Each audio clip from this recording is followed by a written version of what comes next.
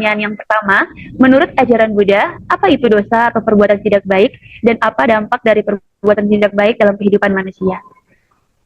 Ya, dosa dalam agama Buddha itu bukan akibat, ya, tetapi dosa dalam agama Buddha ini adalah kebencian. Ini yang perlu diketahui. Ya, kita konteksnya ajaran Buddha ya, kayak gitu. Konteksnya agama Buddha, ajaran Buddha. Jadi dosa itu bahasa Pali, ya, adalah kebencian, ketidaksukaan, ketidaksenangan, ya, kemarahan, begitu. Nah, kalau dalam pandangan umum, dosa itu akibat. Ya, dosa kamu kalau mencuri, ya kan? Dosa kamu kalau melawan orang tua, kamu sudah berbuat dosa. Gitu. Kamu sudah mendapatkan akibat dari perbuatanmu, ya, dosa. Dosa itu seperti akibat perbuatan buruk. Tapi di pandangan Buddhis, dosa itu adalah kebencian, ketidaksukaan, kemarahan, amarah, ya, begitu. Dampak daripada dosa, dosa ini membuat hidup seseorang tidak tenang, tidak nyaman, gelisah. Ya, bahkan dampak yang lebih serius lagi dari dosa ini, ya, maka itu mempengaruhi lingkungan sekitar. Jadi orang tua menjadi bingung, kenapa anak ini gelisah, kenapa anak ini nggak tenang. Bahkan sahabat-sahabat juga merasakan dampak daripada dosa. Ya, tahu-tahunya temannya dimarahi, gitu ya. Apa sih kamu tiba-tiba ikut-ikutan aja? Kamu nggak tahu apa-apa, gitu ya.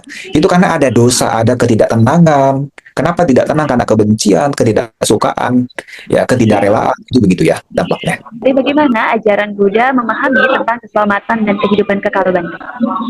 Keselamatan, ya, dalam agama Buddha itu terletak pada diri sendiri. Ya, semua terletak pada diri sendiri, selamat atau tidak selamatnya. Ya, seperti adik-adik di sini kuliah, ya, lulus atau tidak bukan bergantung pada doa, bukan bergantung pada guru, tetapi bergantung pada diri sendiri. Seberapa kuat daya upaya kita untuk merealisasikan. Harapan boleh saja, doa boleh saja, karena doa itu kan bahasa positif, ya, pikiran yang positif. Jadi pikiran yang positif itu akan keluar, begitu. Tapi hanya pikiran positif saja tidak bisa. Jadi harus ada daya upaya yang ekstra untuk mewujudkan apa yang diinginkan. Begitu. Bagaimana kehidupan yang kekal? Dalam agama Buddha tidak ada sesuatu yang kekal. Semua berproses, ya. Semua berproses. Bahkan keinginan Anda sebagai mahasiswa, ya, aku ingin cita-cita jadi ini. Nah, ketika sudah tercapai, apakah berhenti di situ? Tidak. Ya, tidak. Ketika Anda sudah mencapai sesuatu, Anda berhenti di situ? Juga tidak. Ya, bahkan tubuh yang kita miliki pun tidak kekal. Hujan yang tadinya muncul di bulan apa juga ternyata tidak. Ya, dulu musim panas di bulan apa, sekarang musim panas sudah nggak jelas lagi. Jadi musim tanam juga nggak jelas lagi. Ya, jadi musim tanam udah nggak jelas lagi. Dulu perkuliahan setiap semester apa, bulan apa sudah bisa ditebak. Nah, sekarang udah berubah lagi. Ya, setiap kampus punya kebijakan masing-masing. Jadi tidak ada yang kekal. Dalam hal ini ya, pandangan tentang kekekalan ini, kehidupan yang kekal ini sebetulnya tidak ada. Ya, semuanya selalu berubah-ubah. Begitu. Ya, rasa cinta Anda dengan pasangan Anda juga berubah. Tidak kekal, ya. Bahkan menyayangi orang tua pun tidak kekal. Ma, aku sayang sama mama. Ya, kalau saya jadi orang tua kalian, masa? Gitu ya. Ya, jadi setiap saat Anda tidak melulu menunjukkan rasa sayang ke orang tua. Itu fakta. Ya, kenapa kok berarti yakin banget? Ya, orang tuanya pernah marah sama kalian. Kira-kira begitu. Selanjutnya, pertanyaan yang ketiga, Bante. Menurut ajaran Buddha, bagaimana cara agar seseorang dapat mencapai keselamatan atau terbebas dari penderitaan, serta memperoleh kehidupan yang baik setelahnya? Ya, bagaimana caranya? Begitu. Memperoleh kebahagiaan. Ya, caranya, belajarlah hidup saat ini. Ya, kenapa orang menderita?